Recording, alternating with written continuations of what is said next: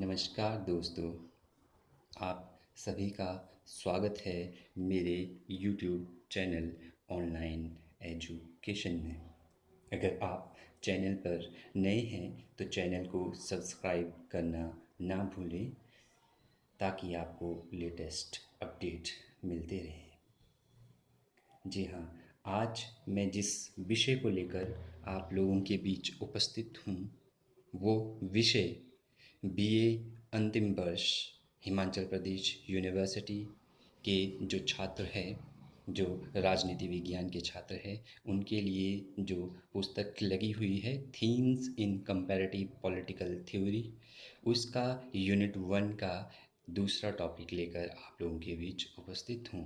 मेरे अंतिम लेक्चर में मैंने आपको यह बताया था और समझाया था कि राजनीतिक चिंतन का क्या अर्थ होता है, भारतीय राजनीतिक चिंतन का क्या अर्थ है और पश्चिमी राजनीतिक चिंतन का अर्थ और विशेषताओं के बारे में हमने जाना था। आज का जो मेरा लेक्चर है वो है भारतीय राजनीतिक चिंतन का तथा पश्चिमी राजनीतिक चिंतन के बीच क्या क्या समानताएं हैं और क्या क्या असमानताएं हैं। आज जिस टॉपिक पर हम बात करेंगे वो है कि भारतीय राजनीतिक चिंतन में क्या समानताएं हैं, भारतीय और पश्चिमी राजनीतिक चिंतन में क्या समानताएं हैं और भारतीय और पश्चिमी राजनीतिक चिंतन में क्या क्या असमानताएं हैं। तो आज हम जो है पढ़ेंगे कि similarities and dissimilarities between Indian political thought and western political thought. इससे पहले कि मैं आपको ये बताऊं कि भारतीय राजनीतिक चिंतन और पश्चिमी राजनीतिक चिंतन में समानताएं या असमानताएं क्या क्या है, इससे पहले हमें यह जानना आवश्यक होगा कि हम किन समानताओं और किन असमानताओं के बारे में बात कर रहे हैं, कि भारतीय और पश्चिमी राजनीतिक चिंतन में समानताएं किन किन आधारों पर बताई गई है।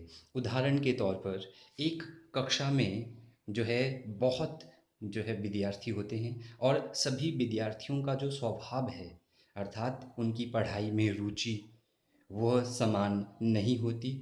कुछ विद्यार्थी जो है कुशाग्र बुद्धि के होते हैं, जल्दी जो है कंटेंट को ग्रास्प कर लेते हैं। कुछ विद्यार्थी ऐसे हैं जो धीमे धीमे जो है कंटेंट को जो है ग्रास्प करते हैं। इसके अलावा अगर आप क्लास में देखेंगे तो बच्चों में बहुत सारी भिन्नताएं होती है। वो भिन्नताएं उनकी चाहे पढ़ाई से संबंधित हो, चाहे कंटेंट को ग्रास्प करने से संबंधित हो सकता है एक व्यक्ति जो क्लास का विद्यार्थी है, हो सकता है वो बहुत अच्छा स्पोर्ट्स पर्सन के रूप में उसकी एक अच्छी विशेषता हो, लेकिन हो सकता हो क्लास में जो है पेपर में इतनी अच्छी जो है मार्क्स ना ले पाता हो। तो sports person he may be a good sports person, पर हो सकता है क्लास में वो इतना अच्छा ना हो।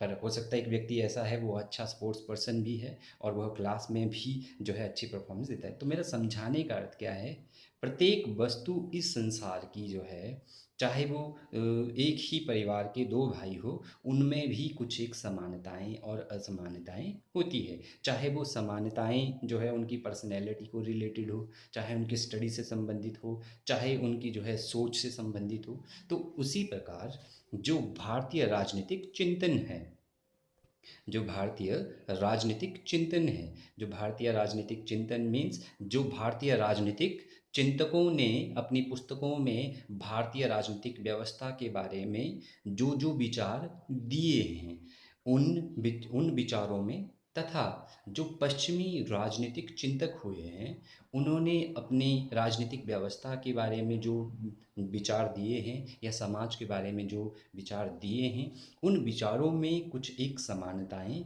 और असमानताएं पाई जाती है। अर्थात जो भारतीय राजनीतिक चिंतन जो है राजनीतिक संरचनाओं के बारे में जो है अपना जो है दृष्टिकोण रखते हैं, उसी प्रकार पश्चिमी राजनीतिक चिंतन भी जो है राजनीतिक संरचनाओं के बारे में अपना दृष्टिकोण रखते हैं। इस दृष्टिकोण में कहीं कहीं जो है भारत और पश्चिमी राजनीतिक चिंतन के बीच जो है समानताएं पाई जाती है, कहीं कहीं उनमें जो है अंतर पाया जाता है।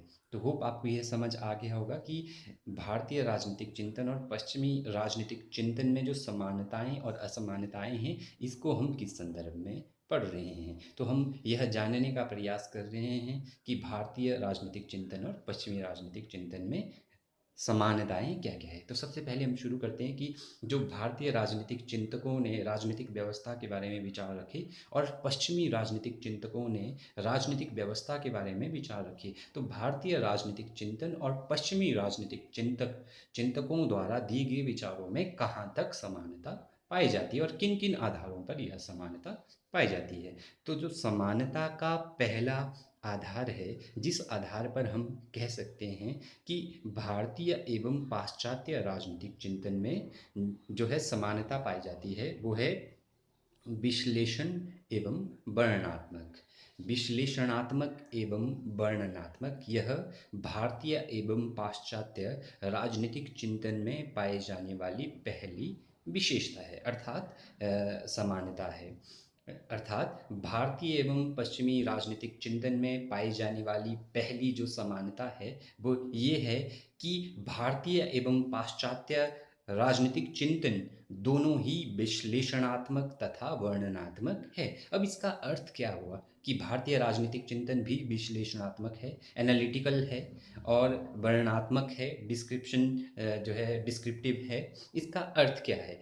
इससे इसका अर्थ यह है कि भारतीय एवं पश्चिमी राजनीतिक चिंतन दोनों ही समाज की समस्याओं का गहन विश्लेषण करते हैं। अर्थात भारतीय राजनीतिक चिंतन में जितने भी विद्वान हुए हैं, चाहे वो मनु है, कौटिल्य है, चाहे वो जो है स्वामी विवेकानंद है, बाल गंगाधर तिलक है, एम एन रॉय है, महात्मा गांधी है, इसी प्रकार अन्य जो भारतीय राजनीतिक चिंतन हैं, उन्होंने जो भारतीय राजनीतिक व्यवस्था का गहन विश्लेषण करके जो है अपने सिद्धांत दिए, उसी प्रकार पाश्चात्य राजनीतिक चिंतन में, पश्चिमी राजनीतिक चिंतन में, चाहे वो विद्वान प्लेटो हो, चाहे वो अरस्तु हो, चाहे वो जो है जॉन लॉक हो, हॉब्स हो, मैकियावेली हो, सेंट थॉमस एक्विनास हो, इन सभी विचारकों ने भी पश्चिमी समाज की समस्याओं का गहन विश्लेषण किया और उसके बाद उन समस्याओं को जो है सुलझाने के लिए सिद्धांत दिए। ये विश्लेषण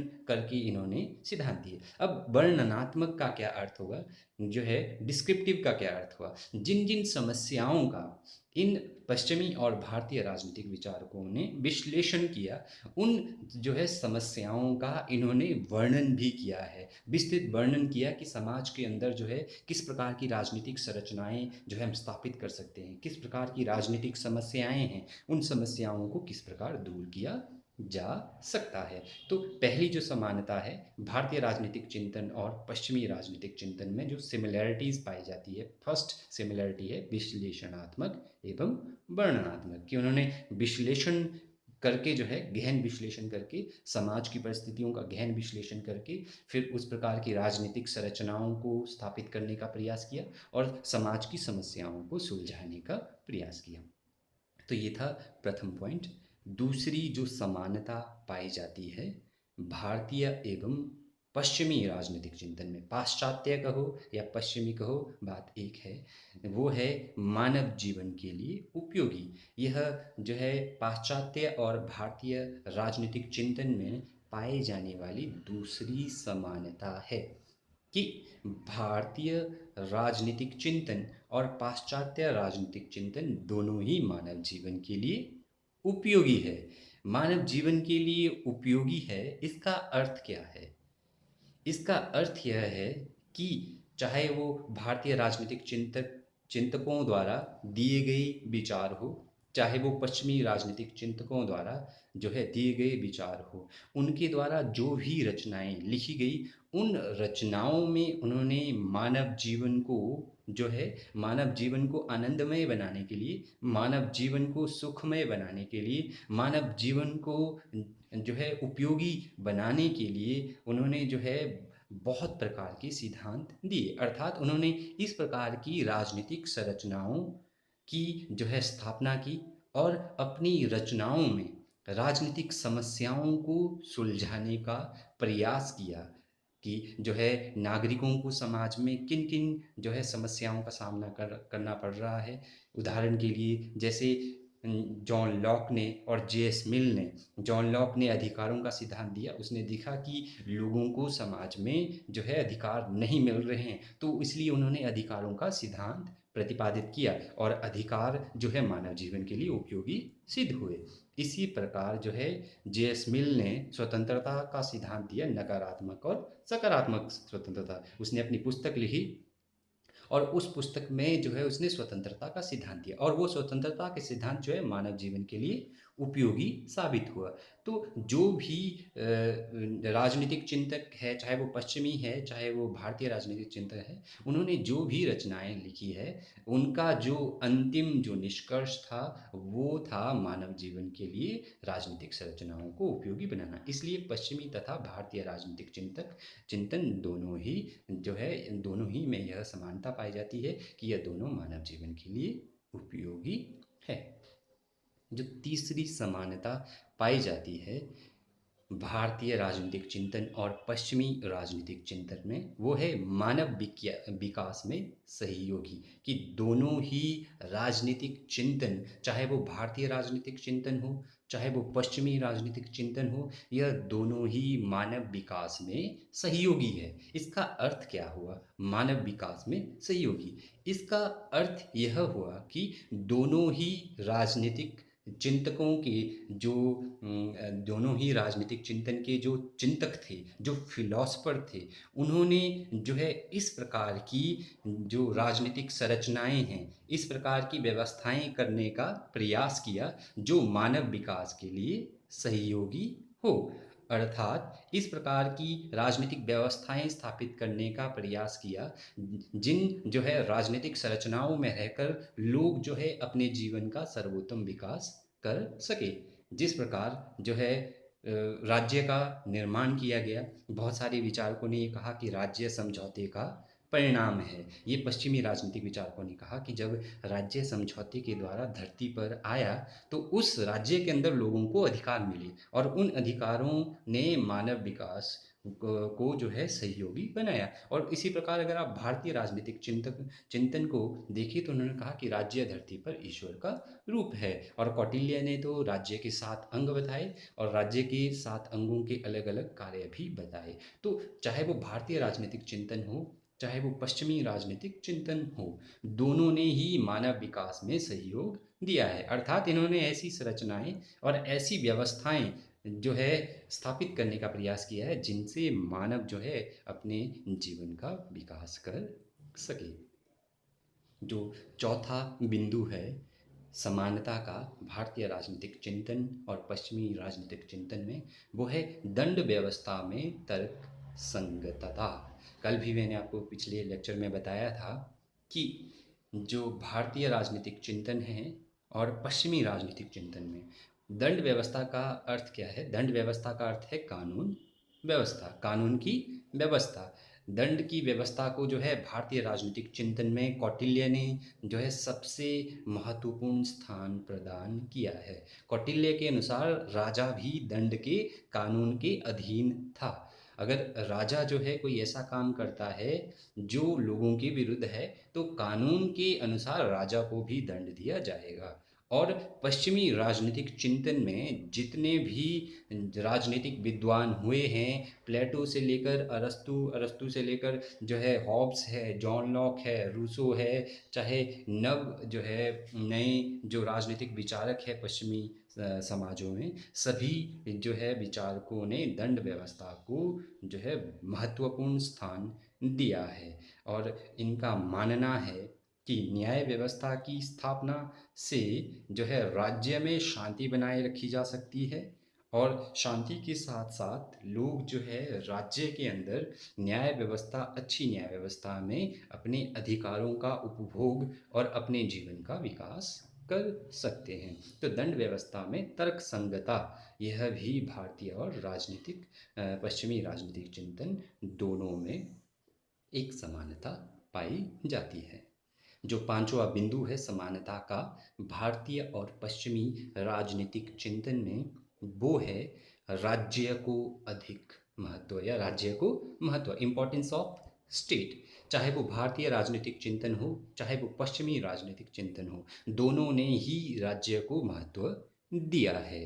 दोनों ही यह मानते हैं कि राज्य का संगठन जो है राज्य के तत्वों तथा राज्य के कार्यों पर इन्होंने बल दिया है। पश्चिमी राजनीतिक चिंतन में जिस प्रकार जो है हॉब्स, लॉक और रूसो ने राज्य को समझौते का परिणाम बताया है, और जो आधुनिक राजनीतिक चिंतक है वो राज्य के जो है चार तत्वों को मानते हैं। और अरस्तु का तो यह मानना था कि राज्य का निर्माण ही मनुष्य की भलाई के लिए हुआ है, इसलिए पश्चिमी राजनीतिक चिंतक जो है राज्य को महत्व देते हैं।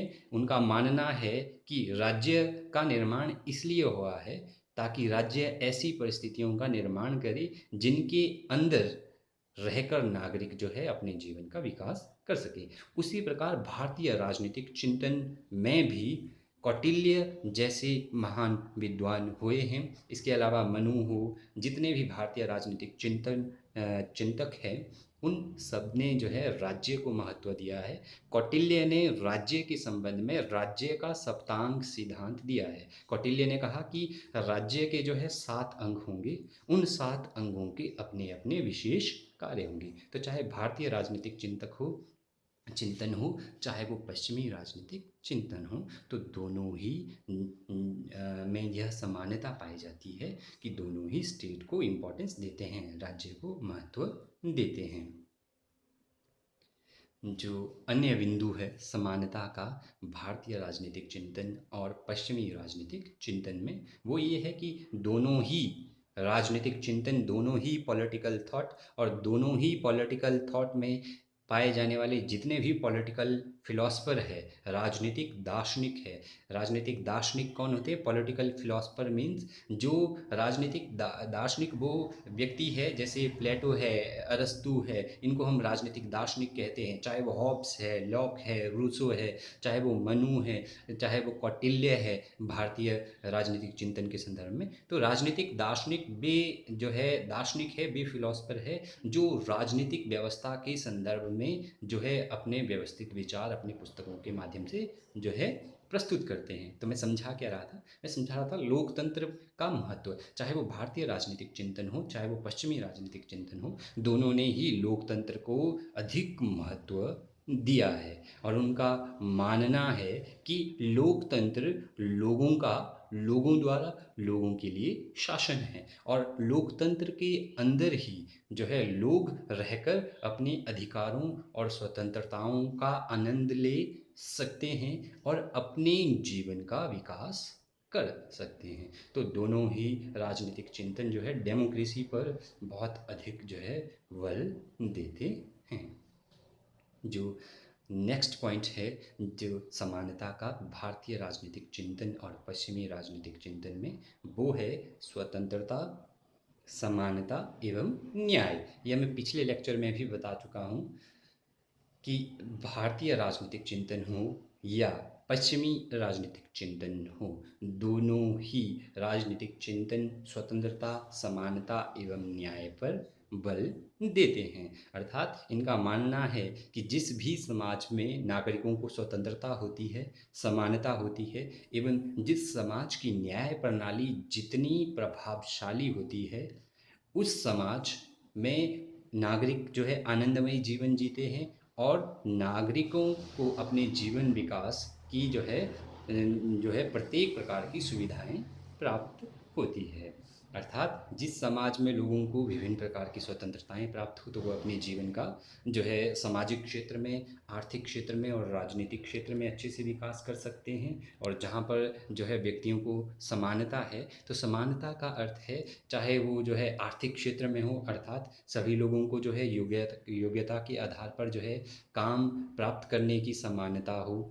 इसके अलावा जो है राजनीतिक क्षेत्र में समानता हो, सभी लोग जो है समान रूप से जो है चुनाव लड़ सकते हैं, मत देने का अधिकार सभी लोगों को समान रूप से प्राप्त होता है, चुनाव में जो है राजनीतिक दल बनाने का जो है समान रूप से अधिकार है। तो समानता भी जो है नागरिकों के जीवन के लिए उपयोगी होती है। और इसके अलावा न्याय प्रणाली जिस देश की सुदृढ़ होती है, जिस देश की पालिका और न्याय व्यवस्था सुदृढ़ होती है, उस देश में जो है राजनीतिक व्यवस्था जो है प्रभावशाली होती है। तो यह भी एक समानता है भारतीय राजनीतिक चिंतन और पश्चिमी राजनीतिक चिंतन में।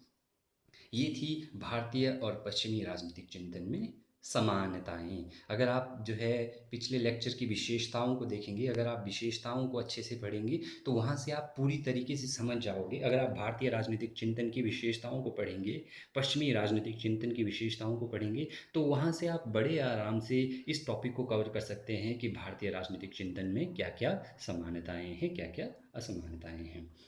चलिए अब हम जो है असमानताओं की बात करते हैं कि डिससिमिलरिटीज़ क्या क्या है, अर्थात भारतीय राजनीतिक चिंतन और पश्चिमी राजनीतिक चिंतन में किन किन आधारों में पर अंतर पाया जाता है। जिस प्रकार मैंने कहा था कि कक्षा में दो विद्यार्थी होते हैं, वो जो है प्रत्येक जो है क्षेत्र में एक समान नहीं हो सकते। हो सकता है एक जो है फास्ट लर्नर है, हो सकता है दूसरा विद्यार्थी स्लो लर्नर है, हो सकता है एक जो है बहुत अच्छा स्पोर्ट्स पर्सन है, हो सकता है दूसरा जो है बहुत अच्छा स्पोर्ट्स पर्सन ना हो। तो इन आधारों पर जिस प्रकार एक कक्षा में जो है विभिन्नता पाई जाती है, उसी प्रकार जो है डिससिमिलरिटीज़ जो है पॉलिटिकल थॉट में भी पाई जाती है। क्योंकि भारतीय राजनीतिक चिंतकों ने भारतीय राजनीतिक व्यवस्था के हिसाब से अपने विचार दिए और पश्चिमी राजनीतिक चिंतकों ने जो है पश्चिम राजनीतिक व्यवस्था के हिसाब से अपने विचार दिए। तो असमानताओं में या डिससिमिलरिटीज़ में जो पहला बिंदु है वो है पाश्चात्य एवं। पाश्चात्य का अर्थ ही है पश्चिम। पश्चिम एवं भारतीय राजनीतिक चिंतन में मौलिक अंतर, इनमें जो है एक जो है मौलिक अंतर पाया जाता है। वह मौलिक अंतर क्या है? वह मौलिक अंतर जो है यह है कि जो पश्चिमी राजनीतिक चिंतन है वह निर्णय सिद्धांतों पर आधारित है। यह जो है डिसीजन मेकिंग जो है प्रिंसिपल पर जो है बेस्ड है। पहला जो मौलिक अंतर पाया जाता है, पश्चिमी राजनीतिक चिंतन जो है यह जो है निर्णय निर्माण सिद्धांतों पर आधारित है, जबकि भारतीय राजनीतिक चिंतन जो है धार्मिक सिद्धांत पर आधारित है। इसका अर्थ क्या हुआ? निर्णय निर्माण सिद्धांत का क्या अर्थ हुआ? निर्णय निर्माण सिद्धांत का अर्थ यह हुआ कि पश्चिमी समाजों में या पश्चिमी राजनीतिक चिंतनों पश्चिमी राजनीतिक चिंतक के जितने भी विद्वान हुए हैं, उन्होंने समाज की समस्याओं का जो अध्ययन किया, उसके बाद जो निर्माण दिए, जो सिद्धांत दिए, वो जो है निर्णय डिसीजन मेकिंग पर बेस्ड जो है सिद्धांत थे। जैसे उदाहरण के लिए पश्चिमी समाजों में जितने भी कानून बनते हैं वो जो है निर्णय निर्माण सिद्धांतों पर आधारित होते हैं, डिसीजन मेकिंग सिस्टम पर बेस्ड होते हैं। अर्थात वो जो निर्णय निर्माण सिद्धांत है वो जो है उनका जो आधार है वो वैज्ञानिक तथ्य होते हैं या ऐसे बिंदु होते हैं जिन बिंदु का जो है सिस्टमेटिक अध्ययन करने के बाद को जो है एक निर्णय निर्माण दिया जाता है। भारतीय राजनीतिक चिंतन में जितने भी निर्णय निर्माण है वो कहीं ना कहीं जो है धार्मिक सिद्धांत अर्थात धर्मशास्त्र के अनुसरण पर पूरी तरह निर्भर है। अगर आप भारतीय राजनीतिक व्यवस्था को देखें तो हमारे यहाँ पर जो हिंदू कोड ऑफ जो है कोड ऑफ लॉ है या जैसे धर्मशास्त्र है, उनमें जो है जो राजनीतिक व्यवस्था का वर्णन किया गया है, चाहे वो कौटिल्य का जो है अर्थशास्त्र हो, तो ये जो है धार्मिक सिद्धांत पर आधारित है। तो यह जो है मौलिक अंतर पाया जाता है भारतीय और पश्चिमी राजनीतिक सिद्धांत में कि जो पश्चिमी राजनीतिक सिद्धांत है वो निर्णय निर्माण सिद्धांत पर आधारित है और भारतीय राजनीतिक चिंतन जो है यह धार्मिक सिद्धांत अर्थात भारतीय राजनीतिक समाज में जितनी भी राजनीतिक संरचनाएं हैं, कुछ तो पश्चिम से ली है, लेकिन बहुत सारी जो हमारी राजनीतिक व्यवस्थाओं के अंदर जो नीति नियम है वो या तो धर्म शास्त्र से प्रेरित होकर लिए हैं या हमारे जो है वेदों से प्रेरित होकर हमने लिए हैं। यह पहला मूल अंतर है भारतीय एवं पश्चिमी राजनीतिक चिंतन में। जो दूसरा अंतर है भारतीय एवं पश्चिमी राजनीतिक चिंतन में वो है भारतीय राजनीतिक जो चिंतकों ने भारतीय राजनीतिक व्यवस्था तथा पश्चिमी राजनीतिक चिंतकों ने पश्चिमी राजनीतिक व्यवस्था पर बल दिया है। यह स्वाभाविक है। अगर भारत के राजनीतिक जो है चिंतक होंगे, जैसे भारत के राजनीतिक चिंतकों में अगर आप शुरुआत करेंगे तो मनु, कौटिल्य है, चाहे वो जो है कौटिल्य के बाद आने वाले जितने भी जो है राजनीतिक विद्वान हुए हैं, क्योंकि वो भारत में रह रहे थे, भारत की राजनीतिक परिस्थितियों से प्रभावित थे, तो इसलिए उन्होंने भारत की राजनीतिक व्यवस्था के संदर्भ में ही अपने विचार दिए और उन्होंने उस राजनीतिक व्यवस्था को सुदृढ़ करने के लिए जो है बल दिया और उसके संदर्भ में ही अपने विचार दिए। तो यह जो है स्वाभाविक है कि भारतीय राजनीतिक चिंतकों ने भारतीय राजनीतिक व्यवस्था पर, इंडियन पॉलिटिकल सिस्टम पर ही बल दिया कि इसको कैसे सुदृढ़ किया जा सके, इसमें क्या खामियां हैं, उन खामियों को कैसे दूर किया जा सकता है। और दूसरी ओर जो वेस्टर्न पॉलिटिकल थॉट के फिलोसफर है, पश्चिमी राजनीतिक चिंतक के जो विद्वान हैं, उन्होंने पश्चिमी राजनीतिक चिंतन पर बल दिया। यह स्वाभाविक है क्योंकि वो पश्चिमी जो है राजनीतिक व्यवस्था से, राजनीतिक परिस्थितियों से प्रभावित थे, तो उन्होंने उन्हीं राजनीतिक परिस्थितियों के अनुसार अपने जो है सिद्धांत प्रस्तुत किए, ताकि पश्चिम में जो राज्य है, उस राज्य के अंदर जो समस्याएं हैं उनको सुलझाया जा सके। तो यह मौलिक अंतर है दोनों ही जो है राजनीतिक चिंतनों में, कि भारतीय राजनीतिक चिंतन जो है वह भारतीय राजनीतिक व्यवस्था पर बल देता है, इंडियन पॉलिटिकल सिस्टम पर बल देता है, वहीं पर पश्चिमी राजनीतिक चिंतन जो है पश्चिमी राजनीतिक व्यवस्था पर बल देता है। अब जो तीसरा बिंदु है असमानता का, अंतर का, भारतीय राजनीतिक चिंतन और पश्चिमी राजनीतिक चिंतन में, वह है भारतीय राजनीतिक चिंतन जो है आदर्शवाद पर आधारित है। भारतीय राजनीतिक चिंतन जो है आदर्शवाद पर आधारित है, जबकि पश्चिमी राजनीतिक चिंतन जो है भौतिकतावाद पर आधारित है। भारतीय राजनीतिक चिंतन जो है आदर्शवाद पर आधारित है, पश्चिमी राजनीतिक चिंतन जो है भौतिकतावाद पर आधारित है। कहने का अभिप्राय यह है कि भारतीय और पाश्चात्य राजनीतिक चिंतन में यह असमानता पाई जाती है कि भारतीय राजनीतिक चिंतन जो है, जितने भी भारतीय राजनीतिक चिंतक हुए हैं, मनु से लेकर कौटिल्य से लेकर जो है जितने भी राजनीतिक चिंतक हुए हैं, वो जो है आदर्श जो है आदर्शवाद को बढ़ावा देते हैं, अर्थात उनके जो चिंतन का मुख्य आधार है वो कहीं ना कहीं धर्मशास्त्र है, वो जो है धार्मिक सिद्धांत रहे हैं। और जो धार्मिक सिद्धांत है, अगर आप पश्चिमी राजनीतिक चिंतन के हिसाब से देखें तो पश्चिमी राजनीतिक चिंतन जो है वो वैज्ञानिक पद्धति और जो है भौतिकवादी पद्धति पर आधारित है। अर्थात कहने का अभिप्राय है कि पश्चिमी राजनीतिक चिंतन के जितने भी विद्वान हैं वो वैज्ञानिक पद्धति का प्रयोग करते हैं और साइंटिफिक पद्धति पर जो है बल देते हैं। तो उनका मानना है कि भारतीय राजनीतिक चिंतन जो है आदर्शवाद से प्रेरित है, अर्थात भारतीय राजनीतिक चिंतन में जो भी व्यवस्थाएं दी है वो धार्मिक सिद्धांतों पर आधारित है, अर्थात प्राचीन समय से जो भी हमने जो है व्यवस्थाएं अडॉप्ट की है।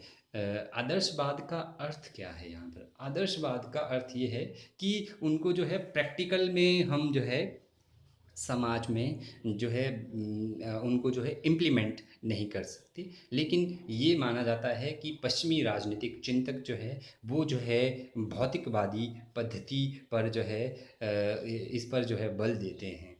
भौतिकवादी पद्धति क्या हुई? मटेरियलिस्टिक पद्धति का अर्थ क्या हुआ? जैसे अगर आप पश्चिमी राजनीतिक चिंतन में आप जो है कार्ल मार्क्स को देखेंगे तो उन्होंने इतिहास की भौतिकवादी व्याख्या की है। भौतिकवाद पर, मटेरियलिस्टिक जो है चीज़ पर बेस्ड, उन्होंने इतिहास की भौतिकवादी व्याख्या की है। इतिहास की भौतिकवादी व्याख्या का क्या अर्थ है? जैसे उन्होंने कहा कि इतिहास में जो है, इतिहास जब से आरंभ हुआ है तब से ही, इतिहास के प्रथम काल से ही समाज में हमेशा दो वर्ग रहे हैं, और उन दो वर्गों में जो है एक जो है स्वामी रहा है, एक हमेशा दास रहा है, अर्थात एक जो है शोषक रहा है और दूसरा जो है शोषण करता रहा है। अर्थात जो स्वामी है वो दास का हमेशा से शोषण करता रहा है। तो उन्होंने इसका जो है अंत में विश्लेषण भी जो है पूरा दिया है कि किस प्रकार जो है शोषणकर्ता जो वर्ग है उसके खिलाफ जो है जिन लोगों का शोषण हुआ है वो जो है क्रांति करके एक नया समाज स्थापित करते हैं। तो मेरा सिंपल पॉइंट आपको बताने का यही है कि जो भारतीय राजनीतिक चिंतन और पश्चिमी राजनीतिक चिंतन में एक अन्य अंतर है, वो है कि भारतीय राजनीतिक चिंतन जो है आदर्शवाद पर आधारित है और पश्चिमी राजनीतिक चिंतन जो है भौतिकतावाद पर आधारित है। जो नेक्स्ट पॉइंट है भारतीय राजनीतिक चिंतन और पश्चिमी राजनीतिक चिंतन में अंतर का, असमानता का और डिसिमिलरिटीज़ का, वो है राजनीति एवं धर्म के आधार पर अंतर। कि राजनीति और धर्म के आधार पर अंतर पाया जाता है भारतीय राजनीतिक चिंतन और पश्चिमी राजनीतिक चिंतन में। जहाँ एक ओर भारतीय राजनीतिक चिंतकों ने धर्म एवं राजनीति में गहरा संबंध बताया है, भारतीय राजनीतिक चिंतकों ने धर्म एवं राजनीति में गहरा संबंध बताया है। उनका मानना है कि धर्म और राजनीति एक दूसरे के परस्पर है और इनको अलग नहीं किया जा सकता। महात्मा गांधी जी के अनुसार धर्म और राजनीति एक दूसरे से जुड़े हुए हैं और धर्म और राजनीति को एक दूसरे से अलग नहीं किया जा सकता। वहीं दूसरी ओर जो पश्चिमी राजनीतिक चिंतक है या पश्चिमी राजनीतिक चिंतन है, उनका मानना है कि धर्म एवं राजनीति जो है अलग अलग है, अर्थात धर्म और राजनीति को अलग अलग मानते हैं पश्चिमी राजनीतिक चिंतन। और पश्चिमी राजनीतिक चिंतन में एक राजनीतिक चिंतक हुआ है, पॉलिटिकल फिलोसफर हुआ है मैकियावेली। इनकी रचना द प्रिंस है। मैकियावेली ने जो है अपनी रचना में, और मैकियावेली ने जो है प्रिंस के लिए यह जो है एडवाइस दी है, या मैकियावेली का यह मानना है कि धर्म एवं राजनीति में पृथकता होती है, और उन्होंने इस बात पर बल दिया कि धर्म और राजनीति में पृथकता पर इन्होंने बल दिया। इनके अनुसार जो है धर्म एवं राजनीति में संबंध नहीं पाया जा सकता। तो यह भी एक अंतर है भारतीय और पश्चिमी राजनीतिक चिंतन में। तो जो नेक्स्ट अंतर है भारतीय एवं पश्चिमी राजनीतिक चिंतन में, वो है क्षेत्र के आधार पर अंतर। क्षेत्र के आधार पर अंतर जो है भारतीय एवं पश्चिमी राजनीतिक चिंतन में पाया जाता है। क्षेत्र का आधार यहाँ पर क्या हुआ? क्षेत्र का आधार हुआ जियोग्राफी। जियोग्राफी मीन्स जैसे हिमाचल है, हिमाचल की जियोग्राफी को हम किस आधार पर लेते हैं? भूगोल के आधार पर, भौगोलिक परिस्थितियों के आधार पर। हिमाचल का एक भूमि का टुकड़ा है, उसकी जो है जलवायु एक अलग जलवायु है। उसी प्रकार पंजाब है, पंजाब भी एक भौगोलिक क्षेत्र है, उसकी जलवायु अलग है। तो इसी प्रकार जिस प्रकार भारत है, भारत पूरा एक क्षेत्र है। उसी प्रकार अमेरिका, अमेरिका एक देश है। अमेरिका के बाद अगर आप जापान की बात करो तो क्षेत्र के आधार पर अंतर पाया जाता है। अर्थात भारतीय राजनीतिक चिंतन और पश्चिमी राजनीतिक चिंतन में जो है क्षेत्र के आधार पर भी अंतर पाया जाता है। भारतीय राजनीतिक चिंतन जो है एक विशेष क्षेत्र में आदर्शवाद को बढ़ावा देता है, वहीं और जो इसकी चिंतन पद्धति है वो आदर्शवादी विचारों पर आधारित है, उन विचारों से प्रेरित है। अर्थात इसका क्षेत्र जो है भारतीय राजनीतिक चिंतन का जो आधार क्षेत्र है वो आदर्शवाद को बढ़ावा देता है, और जो इसकी चिंतन पद्धति है वो आदर्शवादी सिद्धांतों और विचारों पर आधारित है। वहीं पश्चिमी राजनीतिक चिंतन जो है वैज्ञानिक पद्धति पर आधारित है। जो पश्चिमी राजनीतिक चिंतन है वह जो है साइंटिफिक मेथड, वैज्ञानिक पद्धति को बढ़ावा देता है। कहने का अभिप्राय क्या है कि राजनीति या राजनीतिक समस्याओं के संबंध में जितने भी निर्णय निर्माण जो है किए जाते हैं उनको जो है वैज्ञानिक आधार पर जो है उनको जो है तर्कसंगत साबित करने का प्रयास किया जाता है। इसको हम समझ सकते हैं, जैसे अगर आप जो है व्यवहारवाद को देखेंगे तो व्यवहारवाद एक ऐसा आंदोलन है जो राजनीति विज्ञान में ही 1940 के बाद जो है इस प्रकार का एक जो है मूवमेंट लेकर आया, जिसने कहा कि हम राजनीति विज्ञान को विज्ञान बना सकते हैं। अर्थात राजनीति व्यवहारवादियों ने राजनीति विज्ञान में प्योर साइंस की तरह फिजिक्स, केमिस्ट्री और जो है बायोलॉजी की तरह जो है एक्सपेरिमेंट करके उन्होंने कहा कि हम डेटा का जो है एनालिसिस करके जो है ऐसे निष्कर्ष देंगे जो सभी समाजों के लिए यूनिवर्सल होंगे। तो ये जो पश्चिमी राजनीतिक चिंतन है वह वैज्ञानिक तथ्यों पर बल देता है।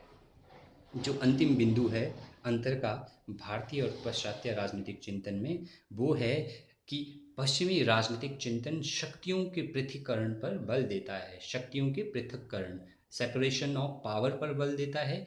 वहीं भारतीय राजनीतिक चिंतन शक्तियों के विकेंद्रीकरण, शक्तियों के विकेंद्रीकरण, डिसेंट्रलाइजेशन ऑफ पावर पर बल देता है। यह एक मुख्य अंतर है भारतीय एवं पश्चिमी राजनीतिक चिंतन में, कि पाश्चात्य राजनीतिक चिंतन शक्तियों के पृथक्करण पर बल देता है। अब शक्तियों के पृथक्करण, सेपरेशन ऑफ पावर का क्या अर्थ है? जो शक्तियों का पृथक्करण का सिद्धांत है, यह जो है मॉन्टेस्क्यू नामक एक राजनीतिक विचारक द्वारा दिया गया है। और इन्होंने एक पुस्तक लिखी थी सेपरेशन ऑफ पावर। तो इसमें उन्होंने जो है कहा कि सरकार के जो तीन अंग है, शक्तियों का पृथक्करण का क्या अर्थ है? सरकार, उन्होंने कहा कि सरकार के तीन अंग है, विधान पालिका, कार्यपालिका और न्यायपालिका। तीनों अंगों की शक्तियां जो है पृथक है, तीनों जो है अंगों की शक्तियां अलग अलग है। विधान पालिका की शक्तियां जो है निश्चित की गई है, कार्यपालिका की शक्तियां निश्चित की गई है और जो है न्यायपालिका की शक्तियां निश्चित की गई है, और तीनों अपने अपने क्षेत्र में स्वतंत्र होकर कार्य करेंगी। सेपरेशन ऑफ पावर, शक्तियों का पृथक्करण। तो इसलिए उन्होंने शक्तियों का पृथक्करण दिया है ताकि तीनों अंग जो है अपना अपना कार्य जो है एक व्यवस्थित तरीके से कर सके और एक दूसरे के क्षेत्र में जो है हस्तक्षेप ना करे। तो शक्तियों का पृथक्करण पर आधारित है पश्चिमी राजनीतिक चिंतन जो है। पश्चिमी राजनीतिक विचारक जो है, चाहे वो जो है, अगर आप जो है अमेरिका की जो है संसदीय शासन प्रणाली को देखेंगे, सॉरी राष्ट्रपति शासन प्रणाली को देखेंगे, प्रेसिडेंशियल फॉर्म ऑफ गवर्नमेंट को देखेंगे, तो उसमें वो जो संघात्मक व्यवस्था है वह शक्तियों के विकेंद्रीकरण पर जो है आधारित है। अर्थात वहाँ पर केंद्र और राज्यों में शक्तियों का विभाजन किया गया है और सरकार के जो तीन अंग है वो अपने अपने क्षेत्र में जो है स्वतंत्र है। तो सेपरेशन ऑफ पावर का जो सिद्धांत दिया था वो मॉन्टेस्क्यू नामक एक राजनीतिक विद्वान ने दिया था। और यह इन्होंने एक पुस्तक लिखी थी सेपरेशन ऑफ पावर, उसमें उन्होंने जो है यह शक्तियों का जो है अलग अलग तरीके से वर्गीकरण किया था। अब जो भारतीय राजनीतिक चिंतन है, इंडियन पॉलिटिकल थॉट है, और इंडियन पॉलिटिकल थॉट के जो फिलोसफर हुए हैं उन्होंने शक्तियों के विकेंद्रीकरण पर बल दिया है, डिसेंट्रलाइजेशन ऑफ पावर। तो इसका अर्थ क्या हुआ? भारतीय राजनीतिक चिंतकों ने जो है, अगर आप भारतीय जो है राजनीतिक व्यवस्था को देखेंगे तो हम अर्ध संघात्मक जो है शासन प्रणाली को अपनाते हैं, क्वाजी फेडरल। और हमने जो है जो संघात्मक व्यवस्था है उसको कुछ मॉडिफिकेशन के साथ भारत में जो है अप्लाई किया है। तो भारत में क्या है? भारत में केंद्र और राज्यों में शक्तियों का विभाजन किया गया है संविधान के द्वारा। लेकिन लेकिन हमारा, अगर आप शक्तियों के विभाजन को देखेंगे, जो तीन सूचियां बनी हैं, केंद्र सूची, राज्य सूची, समवर्ती सूची और अवशिष्ट शक्तियां, अगर आप उन शक्तियों का जो है एनालिसिस करेंगे तो आप पाएंगे कि केंद्र सरकार ज़्यादा शक्तिशाली है और केंद्र सरकार से जो है राज्य सरकारों को शक्तियां जो है मिलती है। विकेंद्रीकरण का अर्थ क्या हुआ? जैसे भारत जो है यूनियन ऑफ स्टेट्स है, संघों का राज्य है, भारत का एक केंद्र सरकार है, केंद्र सरकार से ही राज्य सरकारों को शक्तियां मिलती है। अब राज्य सरकारें कौन हुई? जैसे केंद्र सरकार दिल्ली की सरकार है, दिल्ली में जो सरकार है, और राज्य सरकार जैसे हिमाचल प्रदेश की सरकार है, पंजाब की सरकार है, हरियाणा की है, उत्तर प्रदेश की है। तो इन सबको शक्तियां केंद्र से ही प्राप्त होती है। तो भारतीय राजनीतिक चिंतन जो है शक्तियों के डिसेंट्रलाइजेशन ऑफ पावर पर बल देता है।